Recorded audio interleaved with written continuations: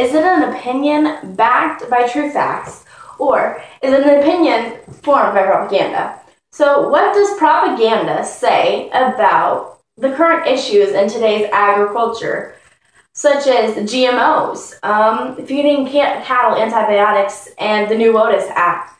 And whether you're a vegetarian, a meat lover, or simply a farmer, all of these things are issues that we have to deal with on a daily basis. While working in a store in a rural area, most of your customers are well educated in the agriculture kind of subject, so you get to have some very intellectual conversations with people about all these problems, and you get firsthand opinions, and you hear all kinds of different things, but you also get to hear the real side of stuff. And I'm also an FFA, and at State Leadership Camp we've had multiple conversations, and advocates of the ag industry come in and talk to us about this. We've researched facts, we've talked about it, and we've done presentations on both sides of the subject, and we get to see both sides of stories and why people think that they have the opinions that they should. So my first thing that I want to talk about is GMOs. So what is a GMO? GMO is a genetically modified organism. To put it in a way that a lot of people can understand it, it's like taking the best genes from a female plant or a female mama, whatever, and taking the best genes from a dad and putting them together to create the best product possible. A big thing why we do this is our population in this world is growing daily, by millions and millions, and with GMOs, a big reason we do it is so we can produce more crop in our things as we go.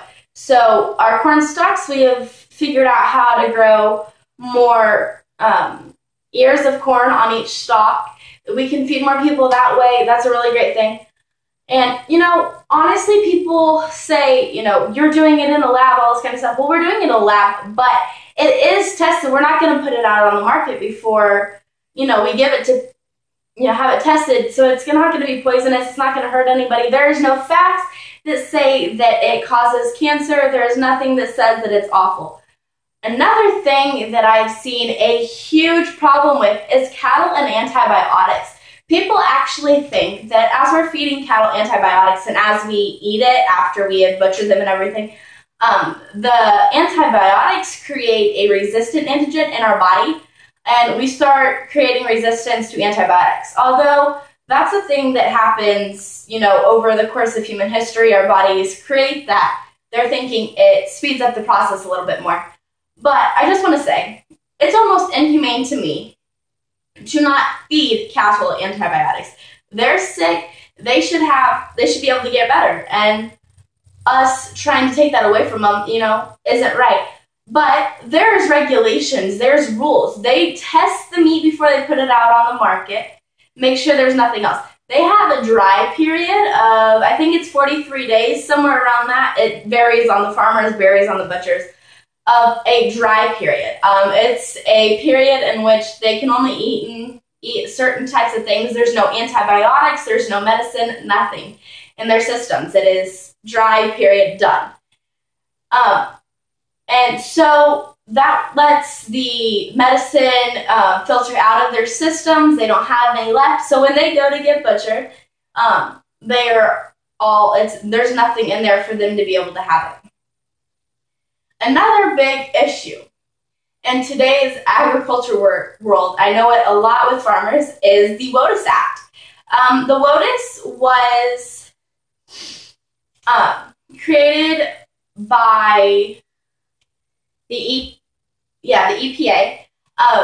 The WOTUS stands for Waters of the United States. Pretty much what it is any land stream of water, they can come in and test. And if it is, chemically concentrated or anything that could provide of any harm, they are able to actually fine the farmers for it. So the problem with this that I've seen is they have changed the definition of what they consider a body of water on the things. So they could, if there is a stream of water, which it doesn't even have to be an actual stream, like say it's rained for 3 or 4 days, and they have a little stream of water running in between your crops, or your ditch is full of water, and you have just sprayed pesticide or stuff to kill the weeds, anything like that, on your crops, and it gets washed off and it goes into the ditch or goes into that stream of water that you have, they can actually end up fining you for that, just because it's chemically concentrated, even though it's not really a body of water. And I've also seen this, a big problem with it, because I have a few people that I have spoken to who, after they harvest all their crops, they go ahead and allow cattle to walk on that land.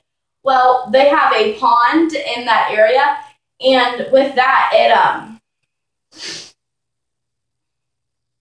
the cattle being allowed into there in that pond, since they drink out of it and stuff, if there's any chemicals in it or anything, they can be fined for it. And the EPA can come in at any time that they want to and test the water. They don't have any regulations on that. Currently, this act was actually put on a hold just not too long ago, even though they had already put it into effect, because they had found that they had actually changed that definition of what water should be, and so they're going through again and trying to revise it, but it's still a really big problem. And the big thing with this is they didn't even consult any farmers when they went to go make this act. They didn't talk to any farmers, landowners, anything that it would affect. So we're having a big issue with being left out and it affecting us, but we don't have a say in it. I understand that there is a lot of opinions in the agriculture industry, and there's a lot of people that speak out on it, and they're like, oh, you should look my way, you should say all this, and I think that they're not that bad of things. There's reasons behind them, and we do what we're supposed to do, and we do it for the better of people.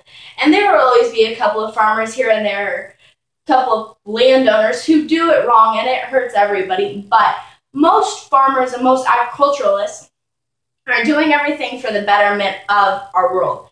And I just want to ask you guys to actually look up your facts before you decide that's what you're going to go with, and base your opinions on true facts. Look up and research your stuff. But there are really big issues, and even if you are, like I said, a vegetarian, a meat lover, or a farmer, or simply a landowner, all of this does affect you at some way, some point, somehow. And you can't just let the propaganda that you hear about it form your opinion.